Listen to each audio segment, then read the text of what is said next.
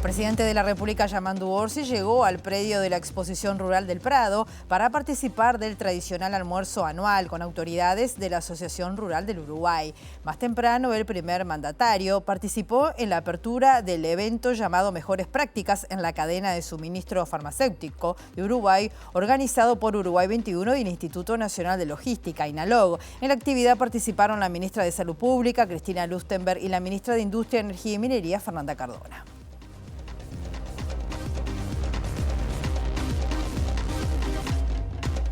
Hola, ¿cómo están? Bienvenidas, bienvenidos a MBD Noticias. Comenzamos con la información. Con 21 grados a esta hora aquí en la capital, en Montevideo. Una jornada que va a seguir con pasaje de nubosidad, precipitaciones aisladas, vientos soplando del norte al suroeste, con rachas que irán de 20 a 30 kilómetros por hora, que pueden llegar a 50 kilómetros por hora, dice Inumet, que marca la máxima temperatura para hoy en 23 grados.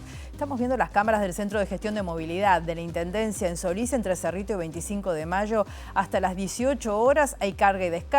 En Juan Acosta, entre Guenoas y hasta el 19 de septiembre va a estar trabajando una brigada de OCE. Estanislao Vega, entre Basilio Araujo y Joaquín Artigas. Hasta el 19 de septiembre también allí estará trabajando OCE. Compartimos los títulos que se están destacando a esta hora.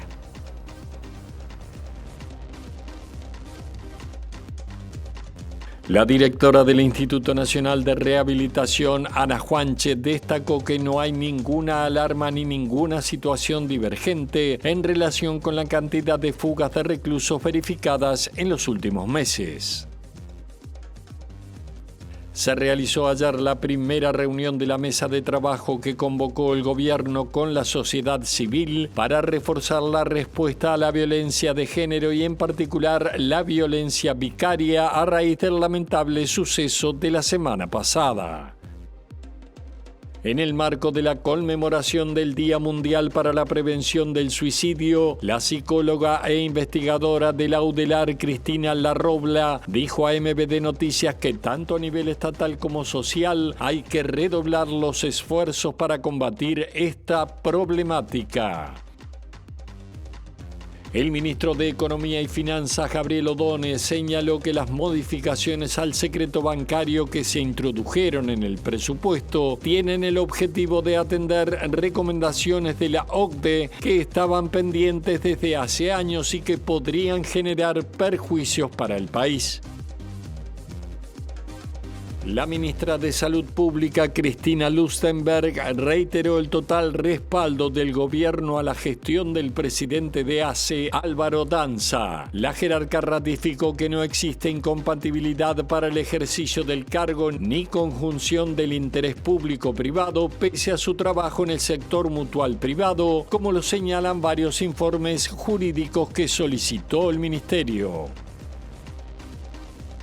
El Fondo Monetario Internacional apoyó las medidas adoptadas por el gobierno argentino y la intervención en el mercado cambiario, noticia que fue celebrada por el presidente Javier Milei, golpeado por los resultados electorales, quien dijo que no se apartará ni un milímetro de sus planes económicos.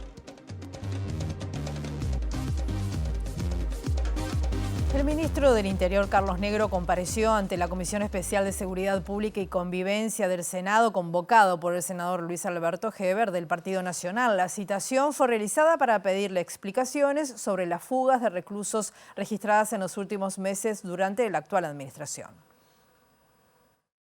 En 2 meses y medio se escaparon 12 reclusos.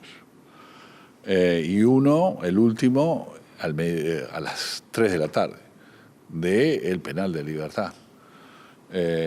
Hicieron boquetes, rompieron tejidos, los agarró la... Entonces la pregunta lógica es decir, ¿qué está pasando? Que en 2 meses y medio se escapan 12 reclusos y se hicieron investigaciones administrativas como para saber si hay alguna sociedad dentro que ha posibilitado que se fugaran tantos en 2 meses y medio.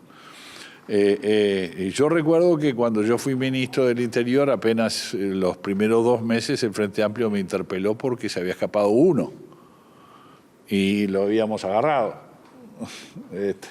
Y tuve una interpelación de 12 horas en la Cámara de Diputados. Ahora son 12 en 2 meses y medio. El ministro nos contestó sobre casi todos ellos han sido recapturados, salvo el último. ¿Hubo lugar al planteo de los funcionarios penitenciarios de que haya más personal para atender a todos los reclusos? Bueno, eso fue comentado por la directora del Instituto Nacional de Rehabilitación, que en el presupuesto hay 1.000 personas, son 500 policías y 500 operadores penitenciarios, para las nuevas cárceles que están construyendo, que se empezó a construir en la administración anterior, que son 1.500 plazas y que requieren de nuevo personal para poder atender, en donde podemos darle la infraestructura necesaria como para evitar el hacinamiento que tenemos en las cárceles actualmente. El ministro del Interior estuvo acompañado por la directora del Instituto Nacional de Rehabilitación, Ana Juanche, quien explicó allí a la prensa que no hay ninguna alarma, ni tampoco ninguna situación divergente del comportamiento que han tenido las fugas en la serie interanual. Según la jerarca, el pico de fugas se dio en el año 2020 y se trabaja en la mitigación de los problemas en cárcel a través de la incorporación de personal para los establecimientos.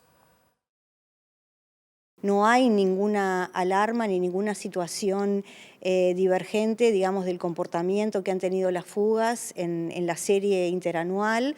Si uno mira desde 2016 a la fecha, podemos ver que en 2020 se produjo el pico más alto de fugas con 45 a nivel de todo el sistema penitenciario nacional.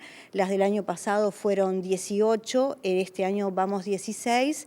Pero bueno, del año pasado hay todavía 2 pendientes de recaptura. Nosotros hemos conseguido solucionar todos los eventos y todavía tenemos solamente ese pendiente. Juanche, ¿ante esto ha sido necesario cambiar la estrategia de seguridad del instituto o están esperando que avancen las investigaciones? La estrategia de seguridad no, nosotros somos plenamente conscientes cuáles son las vulnerabilidades que produjeron esos episodios, básicamente guardan relación con algún déficit de personal, sobre todo en los procedimientos de control y en los puestos fijos. También en ese sentido ya lo habíamos percibido y tomamos medidas urgentes tendientes a incorporar mayor cantidad de personal. A partir del 1 de septiembre hay una nueva tanda de agentes penitenciarios que se están formando. La directora del INR informó también que se trabaja en un proyecto de ley para la descentralización del instituto y que ya se está negociando con otras bancadas. Nos vamos al Parlamento, justamente, está compareciendo el canciller Lubetkin por tema presupuestal. Obviamente allí está nuestro periodista Federico Jurkovic. ¿Cómo estás, Federico? Bienvenido, buen mediodía. Buen mediodía, Rosina. Exactamente, temas presupuestales son los que van a dominar en buena medida la agenda del Parlamento por los próximos 90 días. Estamos en diputados, trabajando en la Comisión de Presupuesto integrada con Hacienda. Está el canciller Lubetkin en el Interior. Ha venido para dialogar con nosotros y hacer una puesta a punto de lo que ha ocurrido hasta ahora el diputado Víctor Aldaya. Sí les puedo adelantar que no se va a abrir ni cerrar ninguna embajada por ahora y que uno de los temas polémicos ya están siendo empezando a ser respondido por el ministro, como son la creación de los embajadores políticos. Diputado, gracias por estos minutos. Sobre este último tema, ¿cuál es el debate? No, gracias a ustedes. Sobre este último tema, recién el embajador el ministro Lubetkin estaba hablando con respecto al tema de del personal de confianza política y embajadores políticos. Recién se estaba explayando y bueno, estaba hablando de un tema futuro. Esto terminaría en 2035 y está en los detalles de cómo llevarlo a cabo. Igual esto va a ir un poco más a la discusión más profunda con respecto a esta propuesta, ¿verdad? En líneas generales, ¿es un ministerio que recibe más presupuesto con el que cerró el periodo pasado? Sí. Va a recibir no fue acortado el presupuesto. Aclaramos que la línea de base es el 2024, por ende ya hubo un incremento de presupuesto, porque en el 2024 siempre hubo un poco más para todos, con respecto al tema electoral. Y nada, la solicitud básicamente pasa por 10 millones de pesos anuales para la modernización del sistema informático de la Cancillería, para todo lo que es el tema de acercar la Cancillería a la gente y el tema de suspender el trámite papel y presencial que se pueda hacer vía electrónica. Diputado, estamos en vivo para Subrayado, le consulto. De acuerdo a lo que narra el propio canciller ahora en comisión, ¿dónde están esos refuerzos principales y cuáles son las prioridades de Cancillería en este periodo? Bueno, como le comentaba recién, el principal refuerzo está en el aspecto de modernización de la Cancillería con respecto al tema electrónico, de acercar la Cancillería a la gente. Un ejemplo claro son las visas, por ejemplo, para los empresarios que pretenden llegar a invertir en el país. Es un tema un tanto complejo porque una visa puede llegar a demorar 40 días y esos tiempos en materia de creación de inversiones es mucho tiempo para un empresario, entonces ese sería uno de los temas a tratar, por eso implementar ese sistema para reducir esa cantidad de tiempo, ¿verdad? Diputado, trascendió en el semanario Búsqueda que se iba a enlentecer un poco el envío de los embajadores al exterior por tema presupuesto, por tema dinero. ¿Que se ha dicho algo aquí en la sesión de hoy? No, por el momento no ha sido por eso lo que acaba de plantear. Venimos funcionando, eso se viene dando de forma correcta. Bien. No con este presupuesto tan corto, Lubetkin, ¿cómo lo vieron? ¿Está muy contrariado el equipo con el tema del presupuesto o no? ¿O se va a seguir con los planes que tenía trazado? No, para nada. Ha sido una exposición muy firme el ministro, ha dejado muy en claro que la política ha vuelto a Cancillería, que el país en tema de inserción a nivel regional y a nivel global, de subglobal, estamos muy avanzados en eso y no para nada este presupuesto restringe eso, sino que al contrario apoya toda esta política que va a llevar a cabo el gobierno. ¿Se habló de los BRICS, por ejemplo, la posibilidad de integración o no a los BRICS? Hasta el momento todavía no se ha hablado, sabemos que es algo que está a nivel de la opinión, pero todavía puntualmente, al menos ahora en presencia del ministro, no se ha hablado de ese tema.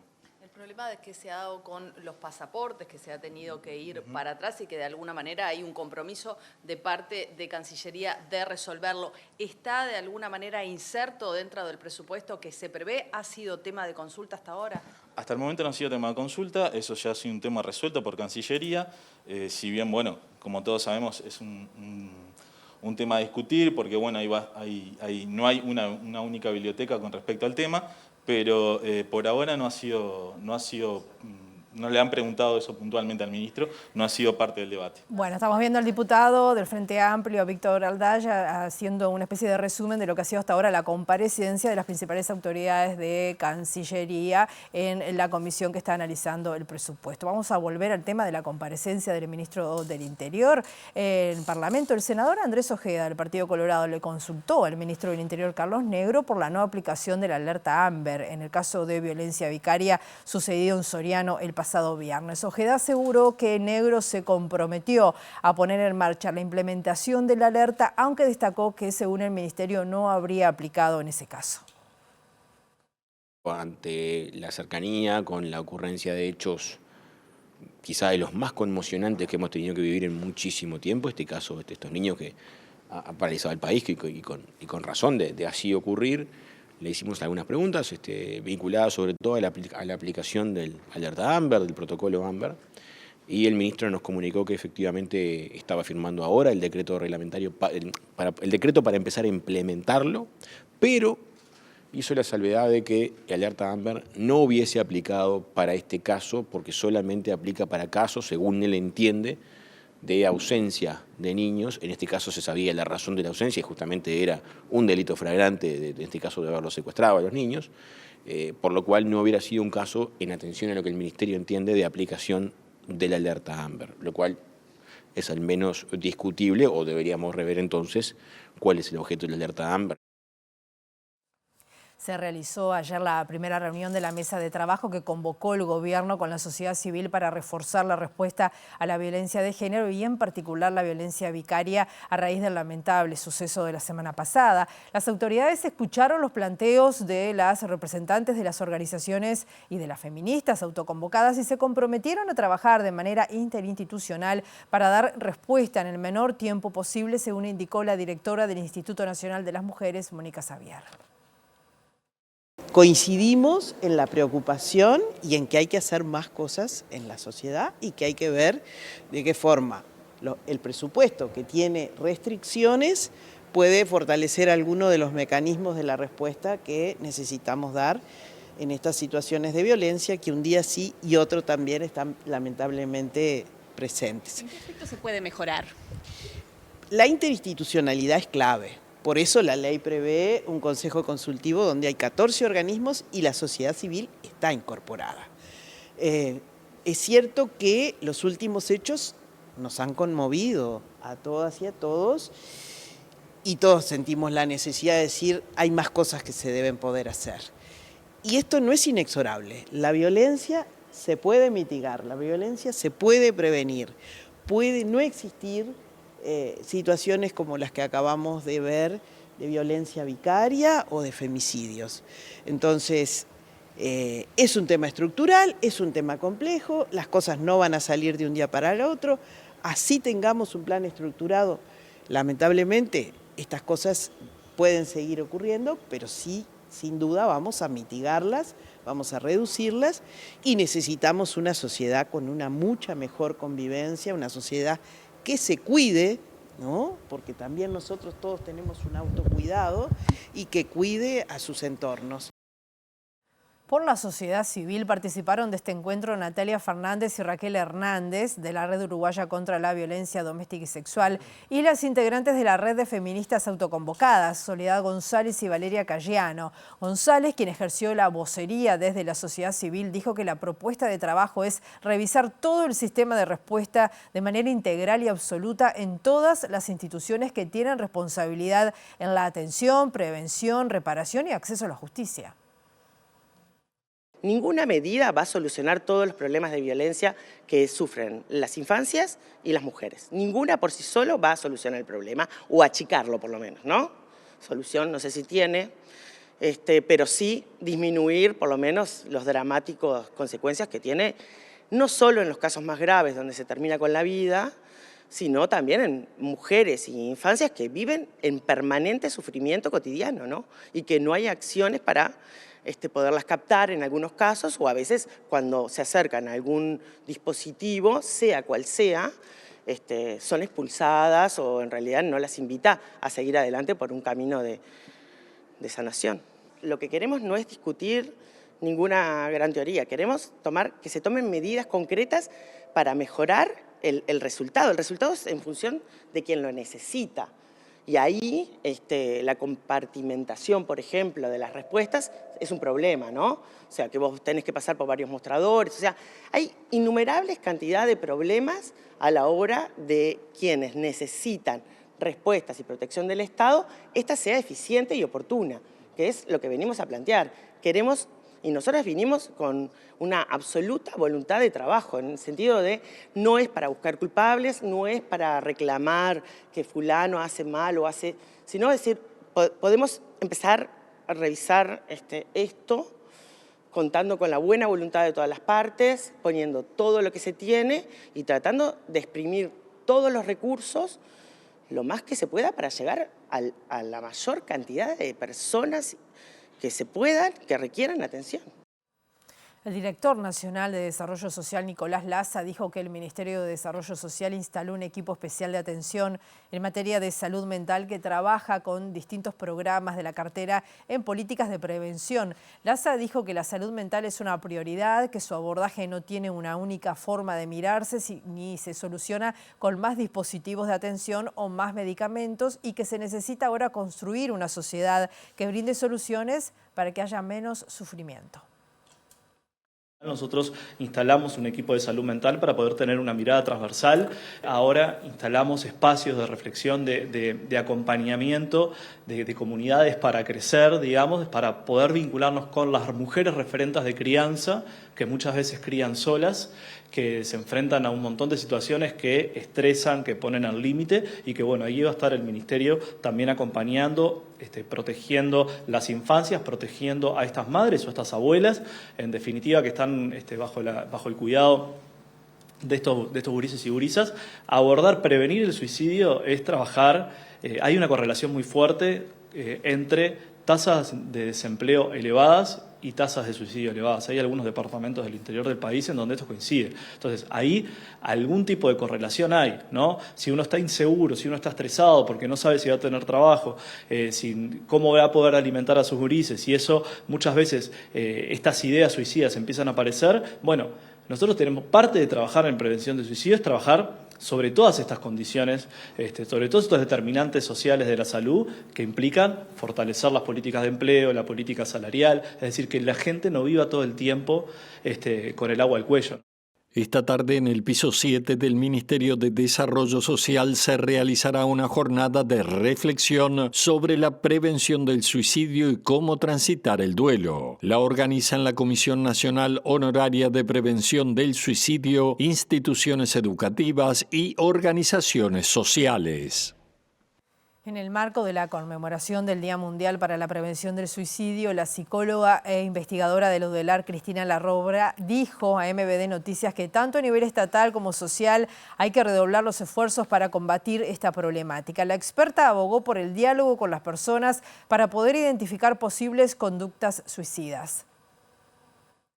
Primero se abrirá un espacio de diálogo y de escucha, porque si hay algo o una de las características que tienen este tipo de personas es el aislamiento social y el empezar a retraerse, ¿sí? Entonces la pérdida de contacto de alguna manera y ese retraimiento hace que no busque ayuda. Yo lo que tengo que intentar es acercarme, en la medida de lo posible poder hablar. Hablar no quiere decir minimizar el problema que tiene, ¿sí? Claro. No pasa por decirle no te preocupes, esto va a mejorar. Claro. Es como poder escuchar que me cuente lo que tiene para decirme. Y eso implica escuchar un dolor psíquico, ¿sí? Y lo que menos queremos escuchar hoy es problemas. Sí, claro. ¿Sí? En la medida en que yo voy abriendo una puerta para poder comunicarme, abrir un canal de comunicación con el otro, yo puedo ir accediendo y puedo llegar a ciertos niveles de negociación. La línea de prevención de suicidio 0800-0767 y *0767 está habilitada a las 24 horas todos los días del año y es gratuita, al igual que la línea de apoyo emocional 0800-1920 y la de contención en uso problemático de drogas *1020. La Administración de los Servicios de Salud del Estado, ACE, tiene una lista de espera para acceder a atención en materia de salud mental de 30.000 personas, lo informó la ministra de Salud Pública, Cristina Lustenberg. La atención de esta problemática es una de las prioridades establecidas por el gobierno de Yamandu Orsi en los 63 compromisos de campaña electoral. Las dificultades que tenemos en el acceso a salud mental son notorias y vivenciadas por cada uno de nosotros. Solo en ACE tenemos una lista de espera de más de 30.000 personas para acceder a equipos de salud mental. ACE en listas de espera tiene 421.000 personas que están en listas de espera para especialistas. También en los otros prestadores, dependientes de las instituciones de asistencia médica colectiva, hay dificultades. Por eso nosotros estamos trabajando en un decreto, esto está liderado por la economista Pradere, en cambiar la normativa, la gestión, ver cuáles son las especialidades, incorporar procedimientos diagnósticos que mejoren algo tan sentido por cada uno de los ciudadanos, que es los tiempos de espera. Estamos profundizando todos los artículos que faltaban reglamentar por la ley. Estamos viendo cómo solucionamos temas asistenciales prácticos donde tenemos dificultades en el acceso a diferentes especialidades, sea la psiquiatría de adultos como pediátrica. Estamos viendo cómo fortalecer equipos con capacitaciones, una capacitación para equipos de salud del primer nivel de atención por parte de psiquiatras, psicólogos, licenciados en trabajo social, incorporación de licenciadas de enfermería que tienen formación en el área de salud mental para que esta sea la primera puerta de entrada y favorecer el acceso porque realmente tenemos dificultades. Otros temas, el sindicato de los funcionarios del Ministerio de Ganadería, Agricultura y Pesca denunció ante la Comisión de Legislación del Trabajo de la Cámara de Diputados la existencia de persecución sindical por parte de mandos medios de la cartera. También cuestionó que luego de haber llegado a un acuerdo con el subsecretario Matías Carámbula, que fue aprobado por la Asamblea, el Ministerio cambió la decisión aparentemente por diferencias con el ministro Frati, violentando, según consideran, la buena fe con la que se debe aplicar la ley de negociación colectiva. Nosotros no nos interesa estrictamente meternos en esas diferencias, no es nuestro tema. Lo que sí sabemos es que estas diferencias generan un escollo para llevar adelante una negociación colectiva fructífera y un entendimiento entre las partes adecuado. Entonces entendemos que se está violentando la negociación colectiva, el principio de buena fe, y bueno, nosotros no estamos dispuestos a que estas cosas pasen. Por otro lado, estamos en conocimiento de situaciones de aprietes a compañeros que pertenecen al Consejo Directivo y nosotros, bueno, por eso pedimos por toda esta situación que interceda la COFE y justamente vamos a estar yendo a una DINATRA el día 15, próximo lunes 15, a las 9:30 de la mañana, donde pretendemos solucionar esta situación, que se firme el acuerdo y exhortamos a la Administración a que se cese con esta actitud errática y bueno, nosotros pretendemos justamente firmar este acuerdo para dar soluciones a estos problemas estructurales en un ministerio que está muy deteriorado, que es muy relevante para el país y nosotros estamos muy comprometidos con la aplicación de las políticas públicas del Ministerio de Ganadería, Agricultura y Pesca, pero pretendemos que se nos respete como organización sindical, que tenemos más de 70 años de historia. Hemos estado en diversas etapas del país, somos parte de la clase trabajadora organizada y entendemos que esta situación se tiene que solucionar rápidamente para mejorar la situación del Ministerio y la aplicación de las políticas públicas tan necesarias para el desarrollo agropecuario del país. Está en marcha la Expo Prado con muchísimas actividades y con presencias políticas relevantes. Allí está nuestro periodista Diego Martini. Diego, ¿cómo estás? Bienvenido, buen mediodía. ¿Qué tal, Rosina? Buen mediodía para vos, todas y todos. Así es, una jornada muy calurosa y agradable acá en la Expo Prado de Montevideo, que ya se viene celebrando y que estará hasta el próximo domingo. Y hoy con la presencia del presidente de la República, Yamandú Orsi, que se encuentra en el local de ARU en este momento en un almuerzo ya hace un rato y que está previsto que hable con los medios de comunicación. Veremos si a la salida o un rato después, porque a las 14 horas va a estar en el stand de la Intendencia de Canelones, donde se va a hacer un lanzamiento de uno de los programas que fue impulsado justamente por Yamandú Orsi cuando fue intendente de Canelones en 2 periodos. Más temprano, en la mañana de hoy, estuvo en lo que es Las Criollas de Elías Regules, así que esa es la agenda del presidente que estaba previsto, recordemos que viniera el viernes pasado, pero bueno, ante el lamentable suceso que sucedió bueno, con los 2 niños en Río Negro, ese cruel asesinato, es que el presidente suspendió la agenda. Pero vamos a hablar porque hay varias informaciones para conocer, investigaciones, con el presidente de Liña, el Instituto Nacional de Investigación Agropecuaria, Miguel Sierra. Gracias por estos minutos. Bueno, ¿qué importancia tiene para Liña promocionarse, digamos, ante la ciudadanía acá en la Expo Prado? Bueno, para nosotros es una plataforma formidable, tanto fundamentalmente para el público urbano, muchos colegios, queremos una visión moderna del agro, también la importancia de la ciencia, cómo contribuimos desde Liña a un sector que produce alimentos de forma sostenible, alimentos inocuos, diversidad alimentaria, también el foco en la resiliencia ante el cambio climático y a su vez vienen muchos stands del exterior que también establecemos vínculos con delegaciones que vienen de distintos países y nosotros estamos fortaleciendo todo lo que es la internacionalización de Liña. Es una muy buena plataforma aquí también. Ayer se realizó el lanzamiento justamente del Plan Nacional de Riego. Bueno, ¿cómo trabaja Liña en este aspecto que es sustancial para el gobierno?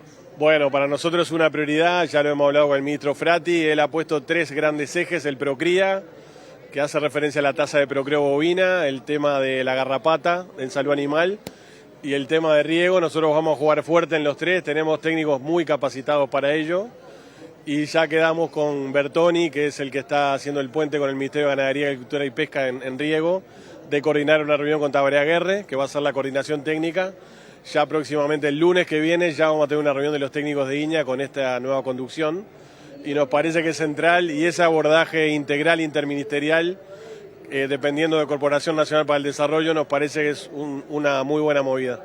Justamente tocabas el tema de la garrapata. Desde Línea se está colaborando en algo que también es sustancial para el gobierno, porque allá por marzo el presidente Orsi presentó 63 medidas y una de las 63 medidas, o sea que implicaba prioridad, era luchar contra justamente la garrapata que tanto mal hacen a la industria uruguaya. Sí, tuvimos la semana pasada cuando se lanzó la estrategia la estrategia nacional de control de garrapata. Estamos hablando de casi 100 millones de dólares por año que pierde Uruguay. Y el INEA tiene 4 estrategias. Una hace referencia a la resistencia a acaricidas, porque se está aplicando mucho garrapaticida que está generando resistencia. Entonces se identifica cuál es el químico más efectivo. Estamos validando hongos entomopatógenos también, todo el tema de bioinsumos. Desarrollando una vacuna propia y a su vez financiamos con Innovagro parte del desarrollo de la vacuna del Instituto Pasteur.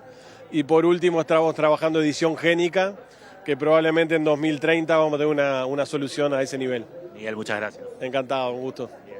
Volvemos a Estudios Rosina entonces con esta información y como decíamos, está previsto que el presidente Orsi cuando salga de este almuerzo con la ARU hable con los medios de comunicación. Muy bien, muchas gracias, Diego. Volvemos contigo cuando tú lo decidas. Y el presidente Orsi también tiene prevista una agenda internacional cargada, importante, por ejemplo, un viaje a China, y ya se está preparando este viaje y en eso ha estado trabajando nuestro periodista Eduardo Delgado, que está en Beijing, en China. Eduardo, ¿cómo estás? Bienvenido. Un gusto saludarte, Rosina. Así es. Hablamos recién nuestro compañero Diego Martín hablaba del presidente Yamandu Orsi. Y aquí en Beijing, los gobiernos, tanto de China justamente como de Uruguay, son favorables a que ambos mandatarios, estamos hablando de Xi Jinping y Yamandu Orsi, se reúnan lo antes posible. Y que esto se concrete a través de una visita oficial de Yamandu Orsi aquí, a la capital de China.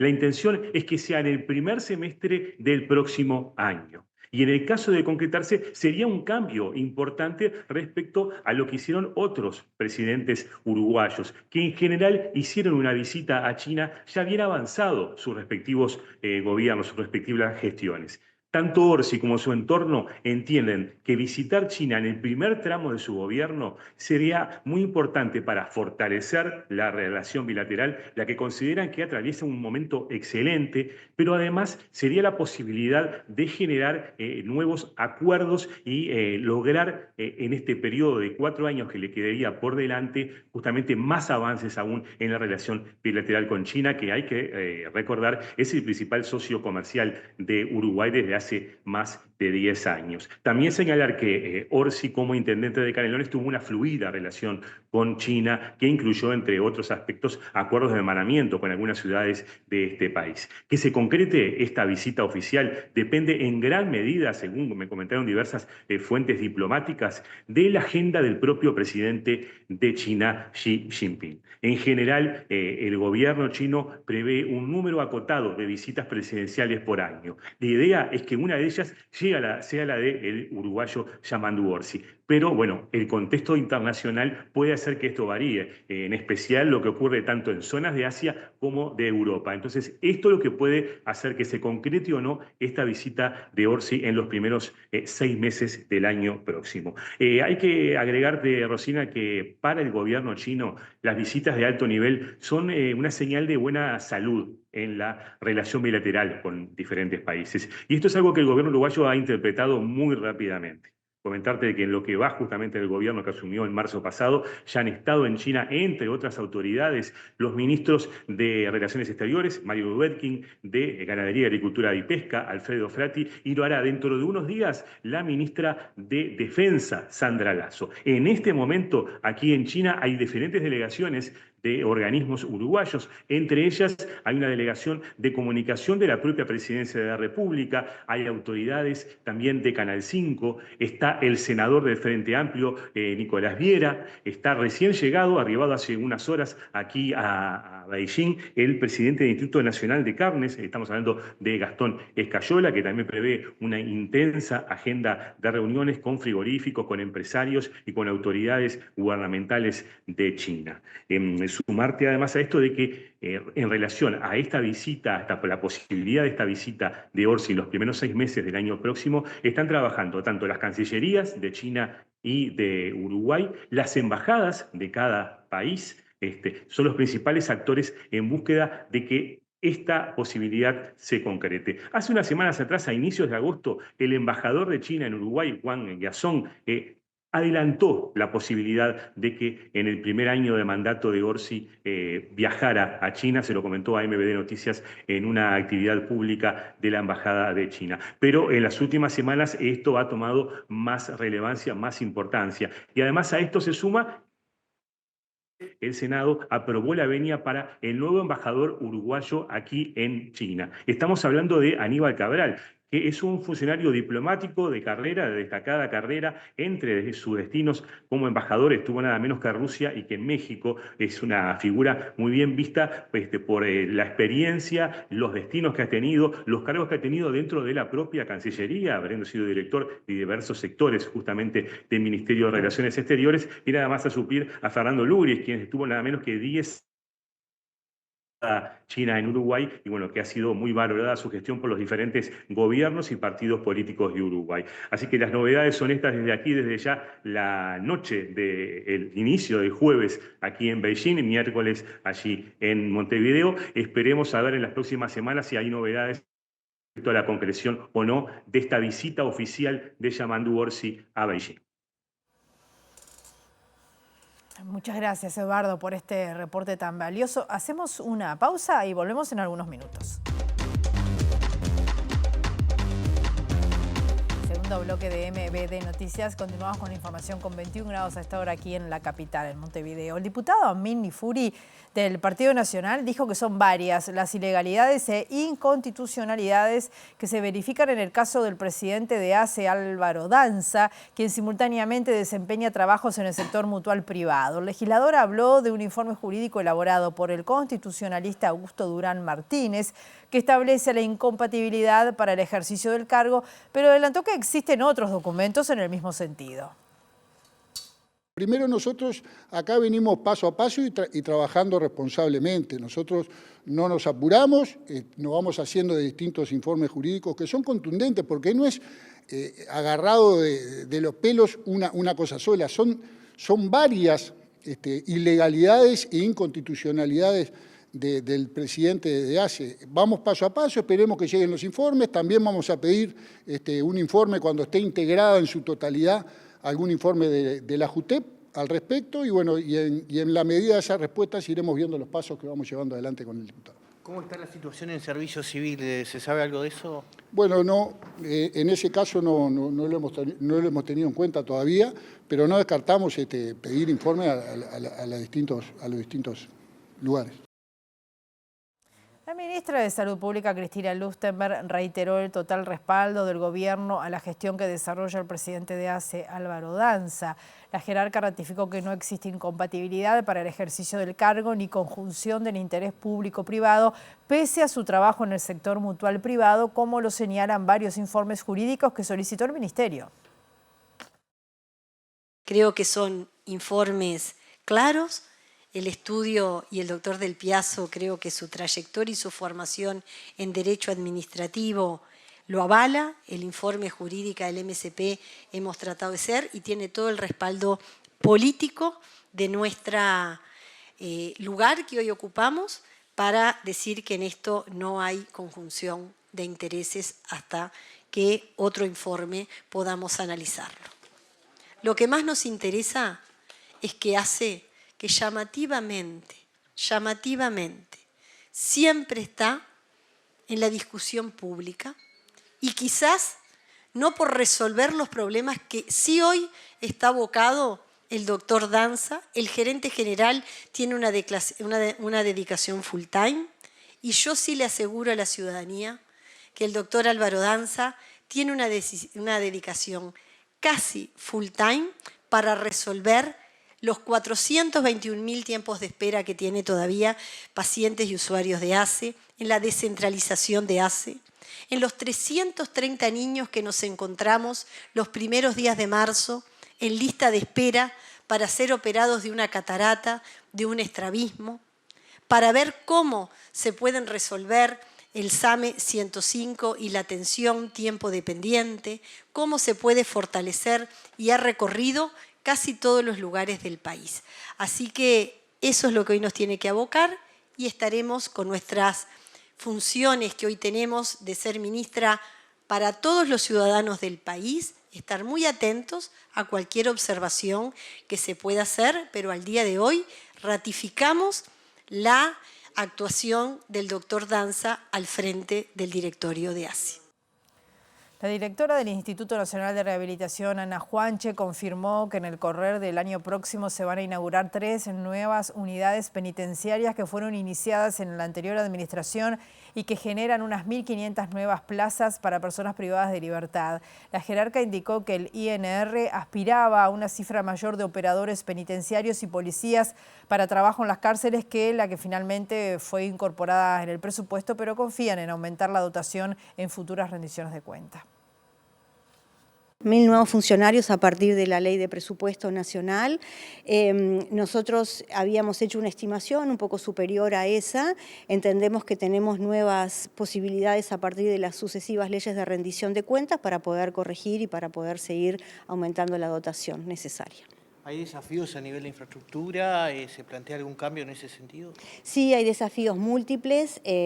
Por ejemplo, nosotros tenemos el desafío de inaugurar 3 unidades nuevas que la administración anterior licitó bajo modalidad de participación público-privada. Estas son en la localidad de Libertad, son 3 unidades de 460 personas. No obstante, el personal para esas unidades no fue previsto, con lo cual nosotros estamos incorporando ahora esta tanda de funcionarios, tanto policías como operadores, para poder también hacer algunas sustituciones en las unidades, porque no podemos inaugurar unidades nuevas con personal que no tiene experiencia, ¿verdad? También se va a inaugurar en marzo del año que viene, en abril del año que viene, la unidad también de participación pública o privada, la nueva unidad de mujeres con 854 plazas en Punta de Rieles. Y bueno, y tenemos también para esta administración el desafío de construir nuevas plazas. Estamos en diálogo con el Ministerio de Economía y Finanzas para eso. Hacemos la última pausa y en algunos minutos estamos aquí de nuevo. Último bloque de MBD Noticias, nos vamos al Parlamento, allí terminó la comparecencia del canciller Lubetkin, está Federico Jurkovic. Adelante, Federico. Exacto, Rosina, decíamos que había empezado a las 10 de la mañana esta comparecencia. Cancillería hoy vino a defender su presupuesto y a responder preguntas de los legisladores. Habíamos planteado al principio que no se van a abrir ni cerrar embajadas a priori, se analizará en el correo de quinquenio, y también una polémica, si se quiere, en torno a los funcionarios de carrera o designados políticamente al frente de embajadas. Canciller, gracias por estos minutos. ¿Cómo evalúa su comparecencia? Yo evalúo de que recibimos un fuertísimo respaldo por parte de todo el sistema político. Después hay matices sobre tal o cual punto, pero para nosotros era muy importante exponer hacia dónde íbamos, porque eso es dinero, finalmente, y si el sistema político considera el sistema político como tal. O sea, nosotros, naturalmente, como parte de la fuerza de gobierno del Frente Amplio, tenemos claro hacia dónde queremos ir, pero nosotros queremos mucha política de Estado, somos chiquitos. Somos poderosos, pero somos chiquitos. Somos 3,5 millones ante países que tienen 200 y 300 millones. Si no hay un acuerdo, una articulación entre todos para demostrar cuán fuerte, cuán confiables somos en el sistema, cuán estables somos, vamos a tener más dificultades. Y la sensación que tuve hoy y que tuvimos hoy, con el respaldo básicamente de todos los principales puntos del presupuesto, es de que vamos por el camino que tenemos que ir. Hemos tomado nota, naturalmente, de las preocupaciones. ¿Cuáles son esos matices desde su punto de vista que quedaron planteados? Tú sabes que yo me concentro más en los resultados en relación a que hay un acuerdo sobre las políticas de integración, a la visión de la modernización del Mercosur y todo lo que conlleva, a los procesos de integración regional, a cómo actuar con nuevos actores. Nosotros hablamos, si se quiere, no de elemento polémico, sino de análisis diferentes. Nosotros hablamos de ese sur global, de esos nuevos actores del mundo, India, Sudáfrica, Emiratos Árabes. Eso es BRICS. No, eso sí, algunos son integrantes del BRICS, diría quizás la mayoría, pero estamos hablando, pero hoy no hablamos del BRICS, hablamos de los países en relación a que tenemos que tener esa actitud de lectura y de actuación rápida, porque nosotros necesitamos esos mercados. Pensemos solamente, India, China, Indonesia es la mitad de la población del mundo. Es la mitad de la población del mundo y nosotros esos mercados que tienen una gran capacidad de consumo, los tenemos lejísimos y los tenemos que acercar. Sí, perfecto, tenemos que profundizar China, que es nuestro principal actor. Tenemos naturalmente que tener una relación cada vez más profunda y dinámica con Estados Unidos. El otro día nuestro embajador presentó cartas credenciales al presidente Trump y el clima sigue siendo muy bueno, pero ¿cómo hacemos el crecimiento como ha planteado el ministro de Economía si no tenemos una ampliación extraordinaria de los mercados? Y eso estuvo planteado, pero ampliación de mercado no es una palabra mágica. Tenemos que actuar en tantos aspectos para llegar a eso, y eso significa no costo, no gasto, significa inversión. Inversión poca, por cierto, porque los resultados los damos y los resultados económicos van a estar. Lo dijimos y se lo señalábamos a los señores y a las señoras parlamentarias, que para nosotros la unidad de medida para que se sepa si este ministerio, el Ministerio de Relaciones Exteriores, trabaja bien o mal, es si nosotros daremos una mano a partir de nuestra acción internacional de que haya más fuentes de trabajo, que haya más inversión y que haya crecimiento país. Hay una parte que se juega afuera. Y en eso, naturalmente, no es solo responsabilidad nuestra, es responsabilidad del Ministerio de Economía, del Ministerio de Industria, del Ministerio de Turismo, etcétera. Pero en eso tenemos que actuar y tenemos que actuar con la mayor coordinación. Lo hacemos con los otros miembros del gobierno. ¿Los BRICS sí o no, canciller? BRICS, si la pregunta tuya, si vamos a ingresar al BRICS, la respuesta es que no hemos planteado ningún ingreso del BRICS. Si la pregunta tuya es si nos invita al BRICS y vamos a la reunión, la respuesta es sí. Como nos invitó ahora en Brasil y tuvimos la oportunidad que el presidente Orsi en Brasil se viera con el presidente de India, con el presidente de Sudáfrica, con el presidente de... ¿Fue un matiz? No, para nada, no entró ni la palabra.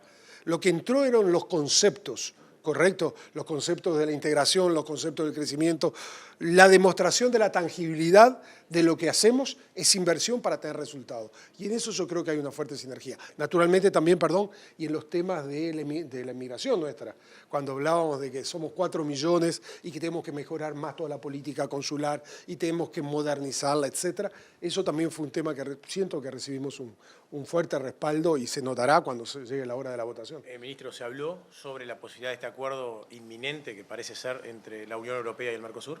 Sí, y también el acuerdo EFTA.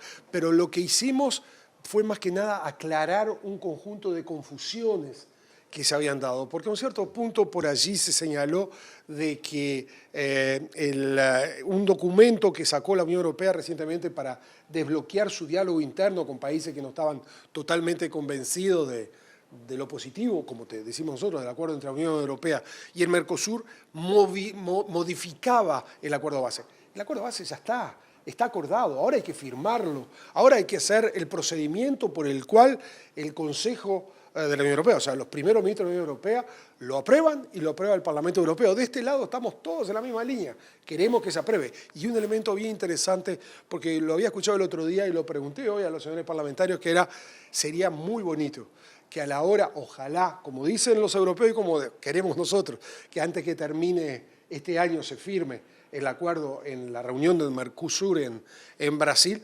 ojalá el Parlamento uruguayo sea el primero que lo ratifique, porque va a dar una señal precisa de cómo Uruguay se juega a la integración y al juego internacional para ganar nosotros, porque el tema es ese, es ampliarlo, es parte de nuestra tradición, pero también es para nuestro propio crecimiento. Ministro...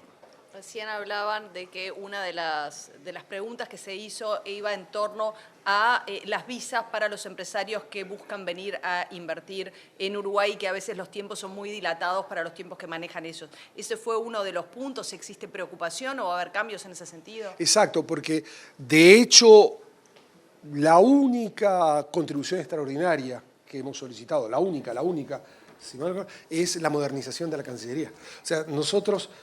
tiene que ser una Cancillería virtual.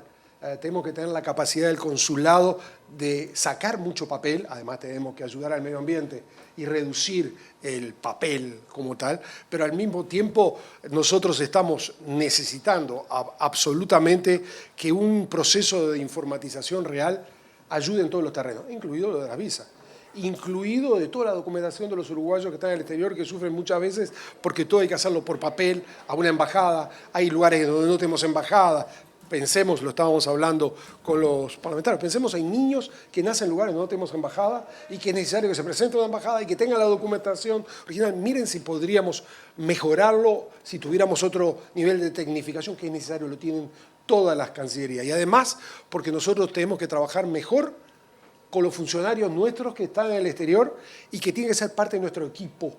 Un equipo global. Nosotros tenemos 40 embajadores, muchísimos cónsules. Los tenemos que reunir permanentemente. Tienen que ser un equipo de trabajo. Y no lo son, ¿saben por qué? Porque se van a cada país, porque no está la conexión, porque no tenemos el dinero para traerlos a este país. No los vamos a traer a este país para hacer reuniones permanentes, pero sí nosotros, como ministros, tenemos que saber, y ellos tienen que saber con qué orientación estamos. A veces se alejan un poquito. Nosotros que estén bien cerca y que trabajen junto a nosotros. Bien, estamos viendo al canciller Mario Lubetkin, entonces en esa comparecencia en el Parlamento, en la comisión que analiza todo lo referente al presupuesto. Vamos a ampliar en nuestra edición central. Nos vamos, volvemos 18:30. Que pasen bien.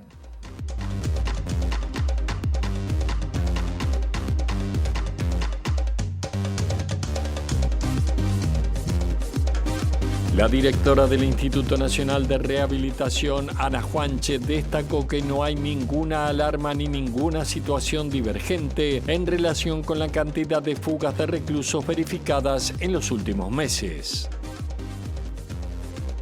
Se realizó ayer la primera reunión de la mesa de trabajo que convocó el gobierno con la sociedad civil para reforzar la respuesta a la violencia de género y en particular la violencia vicaria a raíz del lamentable suceso de la semana pasada. En el marco de la conmemoración del Día Mundial para la Prevención del Suicidio, la psicóloga e investigadora de la UDELAR, Cristina Larrobla, dijo a MBD Noticias que tanto a nivel estatal como social hay que redoblar los esfuerzos para combatir esta problemática. El ministro de Economía y Finanzas, Gabriel Ordóñez, señaló que las modificaciones al secreto bancario que se introdujeron en el presupuesto tienen el objetivo de atender recomendaciones de la OCDE que estaban pendientes desde hace años y que podrían generar perjuicios para el país. La ministra de Salud Pública, Cristina Lustenberg, reiteró el total respaldo del gobierno a la gestión del presidente de ACE, Álvaro Danza. La jerarca ratificó que no existe incompatibilidad para el ejercicio del cargo ni conjunción del interés público-privado pese a su trabajo en el sector mutual privado, como lo señalan varios informes jurídicos que solicitó el ministerio.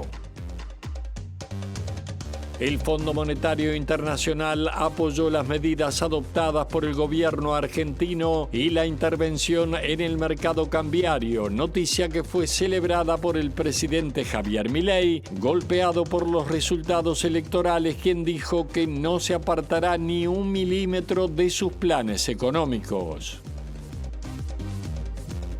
El presidente de la República, Yamandu Orsi, llegó al predio de la Exposición Rural del Prado para participar del tradicional almuerzo anual con autoridades de la Asociación Rural del Uruguay. Más temprano, el primer mandatario participó en la apertura del evento Uruguay Best Practices in Pharma Supply Chains 2025, organizado por Uruguay 21 y el Instituto Nacional de Logística. En la actividad participaron también la ministra de Salud Pública, Cristina Lustenberg, y la ministra de Industria, Energía y Minería, Fernanda Cardona.